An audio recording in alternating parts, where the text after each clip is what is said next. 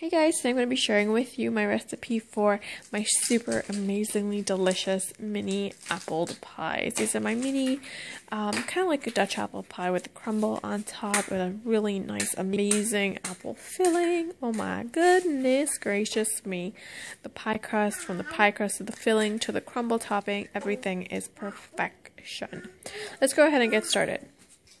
In a bowl, I have some all-purpose flour, some granulated sugar, and some salt. And I'm just going to go ahead and mix my dry ingredients together. We're going to start off by making our pie crust.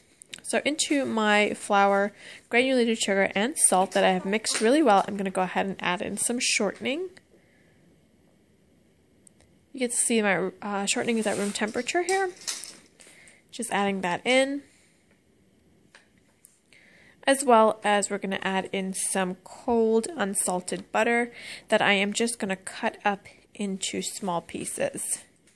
Gotten all that shortening out, and I'm going to go ahead and cut up my little pieces of butter.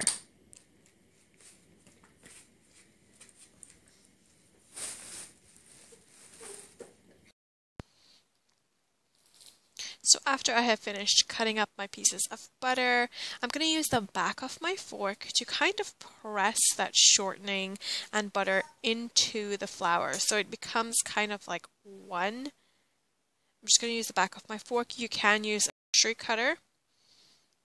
So I'm going to take about 2 minutes and just press in that flour into the shortening and the butter and everything. Then I'm going to switch over to my hands. You don't have to do this step because it will get a little bit messy, but I like to use my hands whenever I'm making a pie crust, so I know that I have the right kind of consistency of the dough. I'm just going to toss everything around in flour and then pinch them together with my fingers so I don't have too big chunks of butter or shortening. Then to that I'm going to add in some cold water and mix that around with my fork to kind of bring it together to become a dough ball. Pressing in that water for about maybe 15 seconds. Then just start turning it over unto itself till it becomes a dough ball.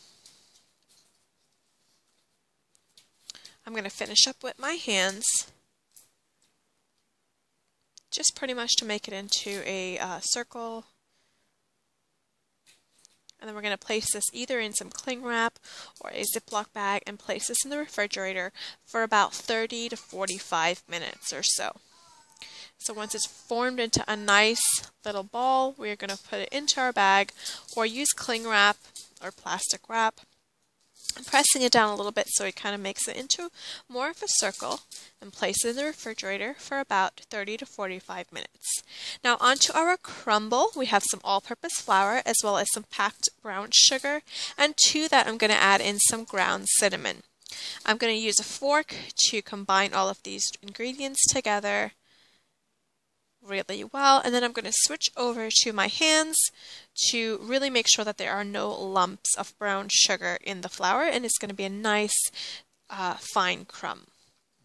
To that I'm going to cut in some small chunks of unsalted butter, some cold unsalted butter. Then I'm going to toss the butter around in the flour just so it makes it easier to pinch it together, and that's what we're going to be doing, is pinching in that butter into the flour. Just use your fingers. You can also use a pastry cutter for this as well. I'm just going to use my fingers and just pinch in that butter into that flour so it becomes like crumbly sand. There are going to be some bigger crumbs and some smaller crumbs, and I like that variation. Another great tip is if you take your crumb mixture and just press it together, it will hold its shape beautifully, and then just use your hands to crumble it up so you have some bigger crumbs and some smaller crumbs. That variation of texture and everything will be perfect. It's going to look beautiful. There's going to be some nice big crumbs, like I said, and some smaller little crumbs. Pinch it together and then just break it apart if you want to make some larger crumbs. Onto our filling, I have 3 medium-sized apples here. I am using Gala apples because I really like that they are already kind of sweet, so I don't have to add too much sugar. But go ahead and use whatever apples that you want. I have cleaned them and peeled them, and I'm going to cut these up into small pieces, about 1 inch by 1 inch or 1/2 inch by 1 inch or so. It doesn't have to be perfect, but just cut them up into small pieces. I'm going to finish cutting my apples up, and of course all the amounts will be listed below in the description box for you guys. After I finish cutting these up, I place them into a saucepan, and I'm going to add in the juice of 1 lemon. If you don't have lemon, just go ahead and use some orange juice instead. But I'll have the amounts listed below for you. I'm going to go ahead and add in my lemon juice, trying not to get any seeds in there, as well as some packed brown sugar. Then I'm going to add in some ground cinnamon. We'll also be adding in a pinch of salt, and we will also need some unsalted butter that I've just plopped in there. And we're going to go ahead and place this over on our stovetop. We have the apples, the ground cinnamon, unsalted butter, brown sugar, and I'm going to add in a pinch of salt. Now I really like to cook my apples for about 4 to 5 minutes before baking them, because I find that it has the perfect texture and consistency of that apple and filling mixture. I don't want too much of a sharp bite of apple or too much of a crunch. I want it to be tender and perfectly tender, but still holds its shape and still does have a bite to it, but it is still nice and tender. So that's why I cook my apples for about 4 to 5 minutes before baking them, and it is perfect filling for our little apple pies. I have covered my pot here and let it boil away for about 4 to 5 minutes on medium heat, just till that butter melts and that sugar melts. And to that, we're going to go ahead and add in some all-purpose flour. I'm going to add in that flour and mix it around really, really well to make sure I don't see any more of that flour. And that flour is going to help thicken up that filling.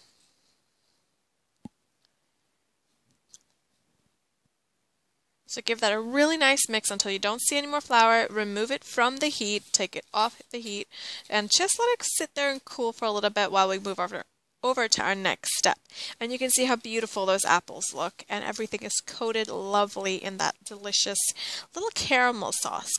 Onto my countertop, I'm going to go ahead and place about 2 tablespoons of all-purpose flour and get my pie crust that is nice and chilled. I'm going to make sure and have everything dusted with flour, our countertop, as well as our rolling pin. And you want to preheat your oven to 400 degrees. Remove my pie crust and make sure and dust it really well with some of the flour as well. I'm going to use about 2 tablespoons of flour. If you need a little bit more flour, just go ahead and dust a little bit more on your pie crust or on your rolling pin, just to make sure that nothing sticks.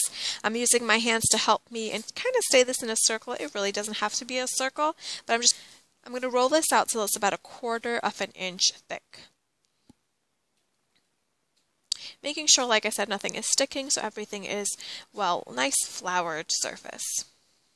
I'm going to use a glass that is about 4 inches in diameter, and how big you want your glass, just check it by taking it and placing it over your cupcake or muffin tin, just to make sure that it's a little bit larger than what your cupcakes are going to be or your muffins are going to be. I'm going to take my glass and just make as much circles as I can, as close together, so I use up as much of that dough as possible.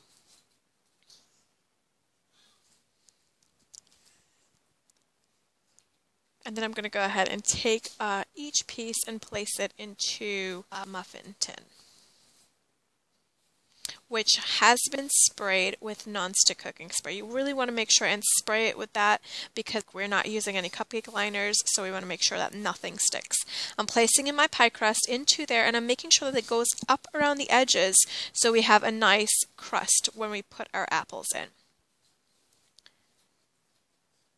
Place it in there, and we're just going to go ahead and reuse any extra dough, roll it back into a ball, roll it out until we have all of our cupcakes or apple pies made. Then we're going to go ahead and take our apple filling, and we're going to fill these up just pretty much until the top of the pie crust. You don't want to overfill them. You want them to be nice and sitting right on top where the pie crust is.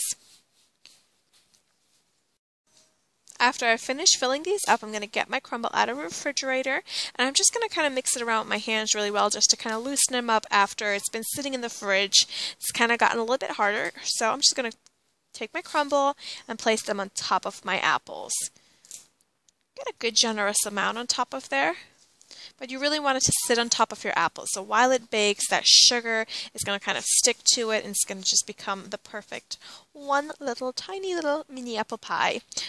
You want to place this in your oven at 400 degrees for about 20 to 25 minutes until the top is a nice golden brown. Let them cool completely before removing them. You can take a knife and just run around the edges, and also help use a fork to take it out if you need to. But if you let them cool completely, you really shouldn't have any problems.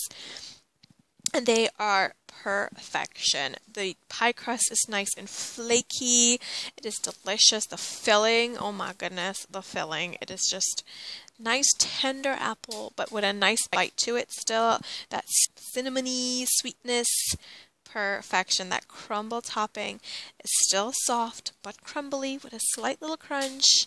It is perfection in every single bite and layer and everything. This is a must-have on your holiday table. Do give it a try. Let me know in the comments if you've tried it, if you enjoyed it, and I will see you guys in my next recipe. Don't forget, all the amounts will be below in the description box, and do give it a try because they are so amazingly good. They're super easy to put together, and they're insanely delicious. I will see you guys next time. Bye-bye.